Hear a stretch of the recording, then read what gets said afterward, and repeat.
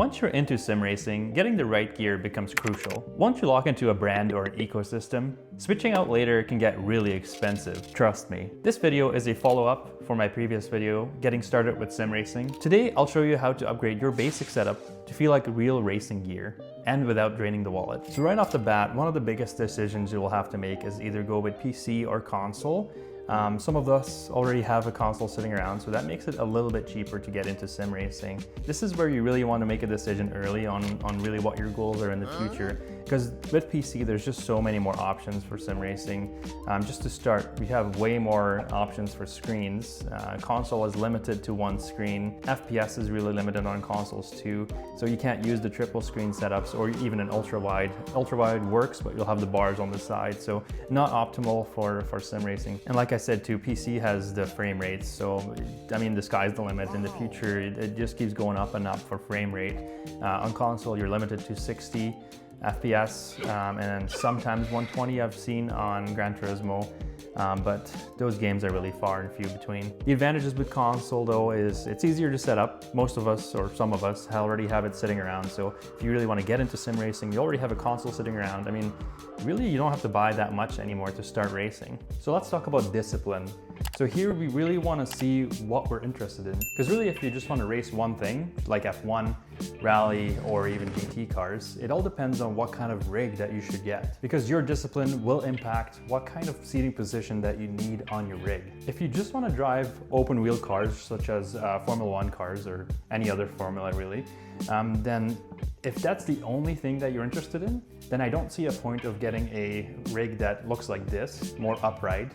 Because really for all the immersion that you need is a Formula style rig. And those Formula style purpose-built rigs have a lot less adjustment because you just don't need it. Because if you have a lot of adjustment, it opens up the room for play in the rig, and it also will cost more because there's just more manufacturing and tooling needed on a rig that is very adjustable.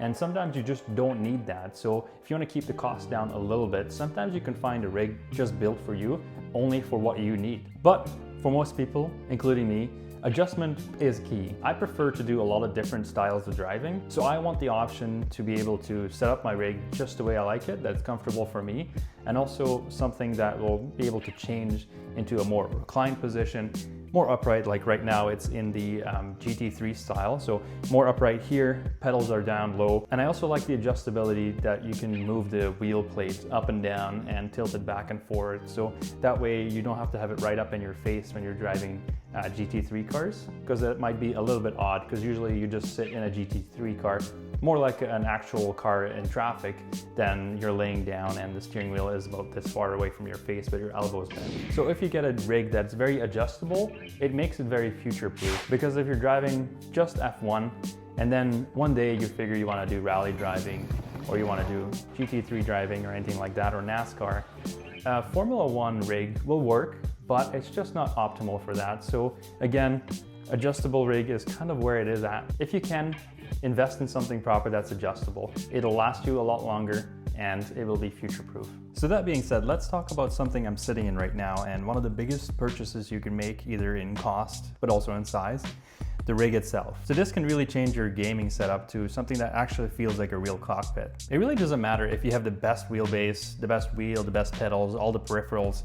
If your rig is not up to spec, then it might just wobble around, it might just flex, and you're gonna lose all the performance that you would get with a solid rig. Because if you're driving along, and then there's a sharp corner that you want to take because you want to just throw it into the apex, and then your actual base itself is moving around, you're not going to have that precision to know exactly where you want to hit that apex. Same with the pedals down below. If the pedal plate moves around under trail braking, then where's that finesse? Where's that fine adjustment that you make with your foot? Usually it's not going to be there, and you're going to lose out on lap time. Now, I've tested a bunch of different rigs in my time, and they all have their purpose, because you have the foldable ones that are easy to fold up and put away, and those are great by themselves because usually they're not that expensive and they already get you into a sim cockpit basically, which is still way better than just mounting it on your desk. But once you want to get really serious into sim racing, while those foldable ones have their purpose, you really want to invest in something solid that's not going to flex or move around. You can still buy ones that are somewhat mobile,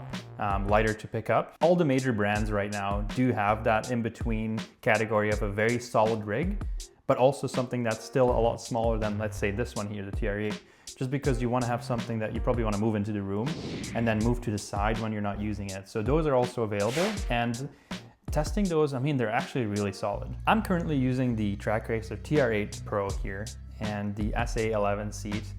The video is not sponsored. They did send all this to me for a previous review at no cost to me, so I might be biased there a little bit. But to be fair and to be honest, I sold my old stuff because I really like it. So I'm keeping it. I enjoy sitting in the seat. I enjoy the rig itself and how stable it is.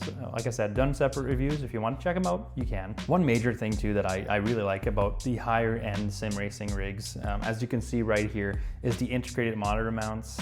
It's just way better than mounting it on a desk or even just a TV on the wall. I find that with these integrated monitor mounts is you can set it up just the way you like it. You can adjust the distance obviously and the height, or you can even mount it above your wheelbase. So it is really huge for me that I can adjust all these things. I used to have some trouble getting the screen or the monitor adjusted when I didn't have an integrated monitor mount on a desk. So that's just one thing to keep in mind, that if you really want to have a solid sim setup, is where you're going to put the monitor. So integrated monitor mount is a big bonus for me, something you might want to invest in early. Or you can also buy the separate freestanding monitor mounts, which is also very adjustable, and then those you can also put in front of the rig or kind of above it here as well. And one thing I noticed too, but that might just be for me, but I do like the tidiness of some rigs. Now for this video, I moved stuff around, so it's not super tidy with the cables, but usually I like to do my cable management. So this rig has integrated cable management, which is really nice, but I find that once all my cables are hidden and I can't really see them or feel them while I'm moving around, I feel like it clears my headspace and I'm way more focused in driving in the sim. Because if I'm driving along and I feel cables touching my leg or they're at my pedals down there somewhere, I just lose all focus. Something to keep in mind is just to have a really clean space. That just gets rid of all distractions really, and it makes it feel a lot more premium. So one of the biggest performance boosting items that you can get is the pedals themselves.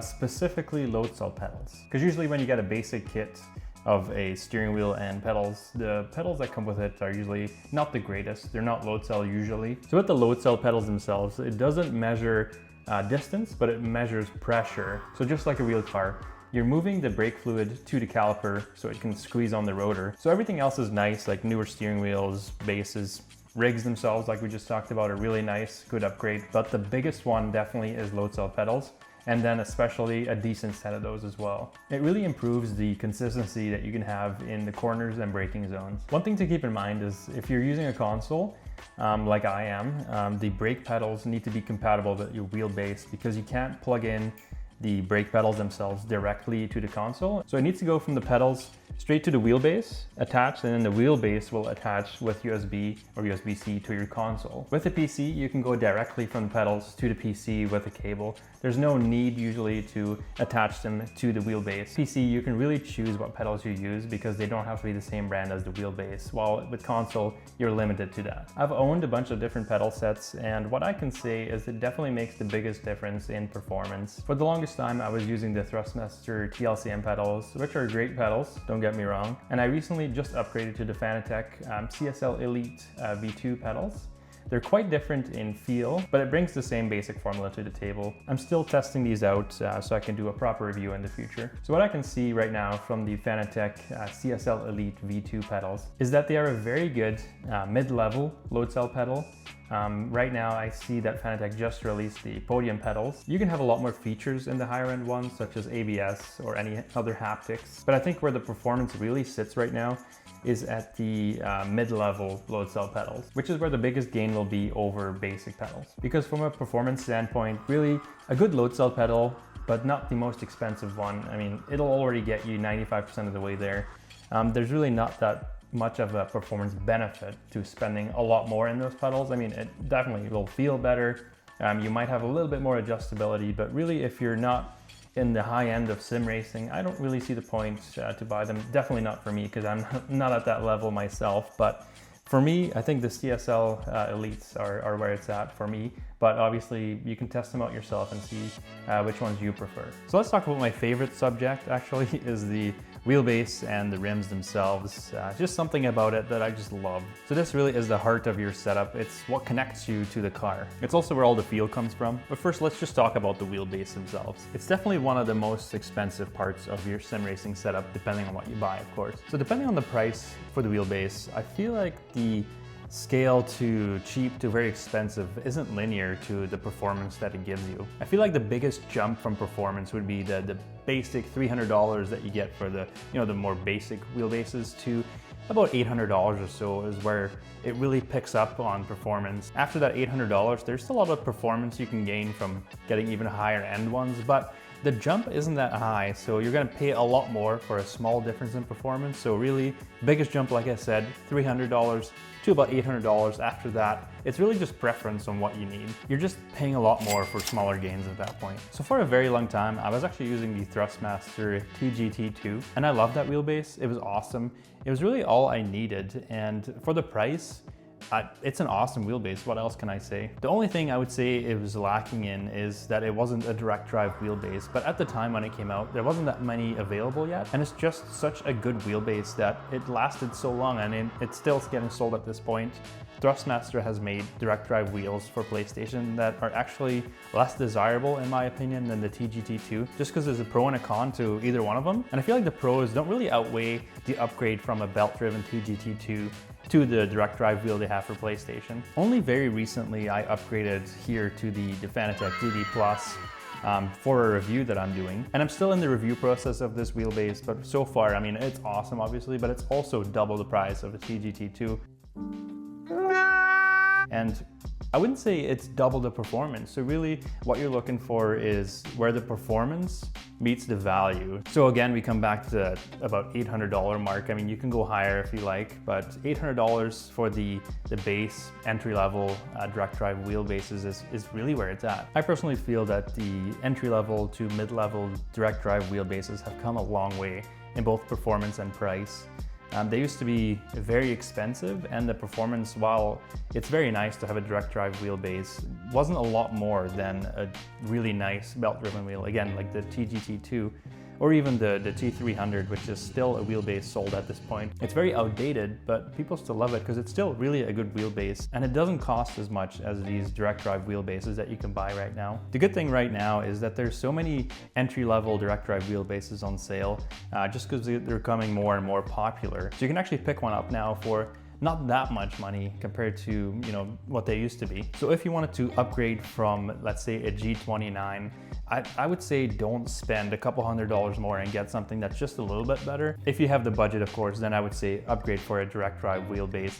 It's just going to give you so much more feel, and it's somewhat future-proof, because right now I feel like all these belt-driven and gear-driven wheelbases are getting pushed out of the way by these direct drive wheels. So maybe in the future we're going to see very entry-level direct drive wheelbases. I wouldn't be surprised. I mean, right now Moza Racing has a lot of these cheaper ones, and it seems like people really love them as well. I think if you're getting serious in sim racing, but you're not at that pro level, I really don't see a need to get anything over 12 Newton meters or 15 Newton meters.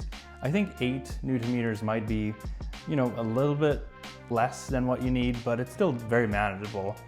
12, definitely the sweet spot. Anything over that, for me, is not necessary.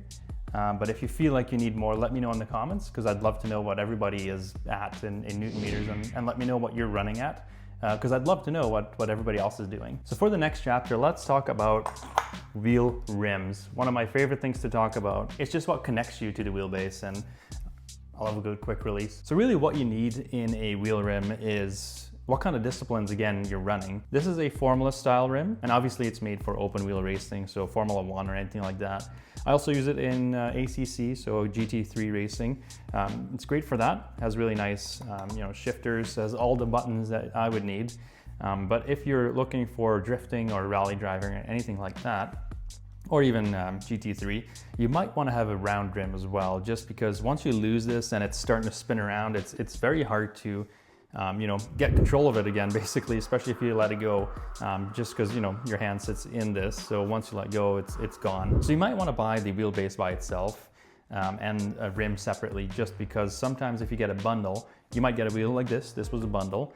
And if you don't care about Formula One or anything like that, then this wheel is kind of redundant for you. Or if you're like me, I love Formula One, so especially a rim like this, it's definitely a nice addition. So if I wanted to drive rally or anything like that or drift in the future, you can always buy a separate rim. So to attach these, you just push these on like so, and it's solid. Like there's no flex whatsoever, so it's really quick to change out game to game depending on what you want to do. Personally, I like to have 2 different wheels at least, so Formula style like this for GT3 racing, and obviously Formula open wheel racing, and a round wheel just for road cars. Playing GT7, sometimes drifting, it's fun, but drifting's hard to do with a wheel like this, obviously.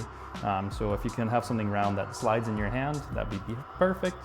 Other people like to have a whole collection on the wall, which is awesome. You know, I love to see it. Obviously, that might get a little expensive if you have a lot of those, especially some of these are quite expensive, let's say. So getting a whole collection of that might not be the best interest for you if you're on a budget. You can also buy purpose-built rims. I'm just talking about Fanatec right now because that's what I have, but you know, there's a lot of different companies out there. Keep that in mind. Is that, you know, you have GT3 wheels, but a lot of buttons that you can customize, the podium versions or what have you. But you can also have the more basic, cheaper ones that only have a couple buttons, and then the shifters are maybe not as nice as these ones here. So it depends on your budget and on what you want to do, how many rims you need.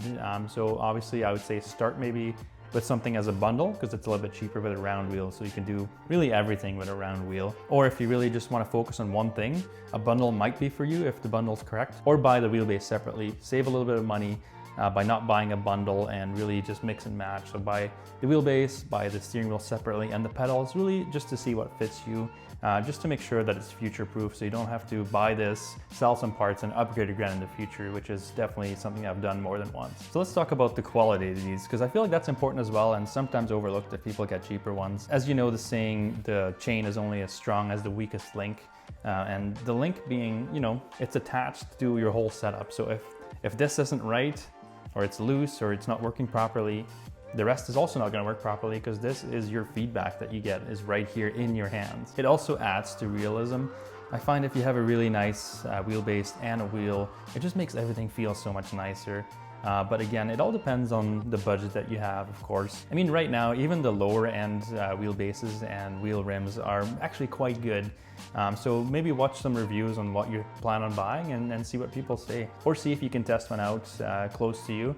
And then see if it really fits your style and fits your budget. So all these changes I just talked about really transformed my rig into real driving equipment. So the rigidity, the precision, the feedback, it's all what comes together, and that's all kind of what we're looking for in upgrades. Is we just want that simulator feeling and as a real driving experience, really. It doesn't feel like a toy anymore. I feel like that's the best way to describe it. In lower end sim racing gear, that's still a couple $100. It just feels kind of like a toy. I mean, that's fine. I mean, everybody has their budget. I was there too, and I loved it. I mean, if it feels like a toy, it's great still. But really at this point, I just wanted something for myself that felt like real driving equipment. And this is where I landed, and this is what this video is really about, is upgrading that from that basic form of just, you know, the toy feeling simulator stuff, is something mounted to your table, some pedals, and it's great fun. You know, I had the best fun at that point too, is, you know, you're driving with a wheel and it feels realistic. But once you get to this point now, is this feels so realistic compared to that, then this feels real. It really does. Like, there's absolutely zero flex in the wheel compared to the other ones where it just, you know, made a rattle noise and there wasn't that much feedback at all. So yeah, this is the upgrade that I was looking for. I feel like once you're driving hard in a proper sim and you're focused on what you're doing and you're driving on the limit, it's very hard to differentiate the real driving compared to the sim at that point. I mean, obviously there's differences like G-forces and all that, but it's getting closer and closer, I find, to the real deal compared to, you know, 10 years ago. At this point, we're getting to a point where it feels very, very similar. I mean, sure, you can go further. You can get motion rigs, the seatbelt tensioners and all that. I mean, yeah, it's great. I'd love to have it too. but there's just a point where you need to look at your budget again, and you know, sometimes that's just not possible. But I feel like where I'm at right now strikes the perfect balance of not emptying out my bank account completely to get something like that and still have a very, very good experience in the sim. And that's also why I wanted to make this video, to show you what I did and where I'm at right now and what I feel like is good for myself. And I wanted to share with everybody and see what you guys think. Obviously different opinions for everybody else, but this is what I think. But let me know in the comments what you think. If you feel like there's something that should be added or taken away, please let me know. Please let everybody else know, because that's the nice thing about the sim racing community, is everybody has an opinion, obviously, and there's no really wrong or right answer, and it's just nice to see everybody's progress. Hopefully this video helped you out to see what your next step will be, from a casual to a serious sim setup without breaking the bank. I hope you liked this video. Please like and subscribe for more sim racing content, and I'll see you in my next video.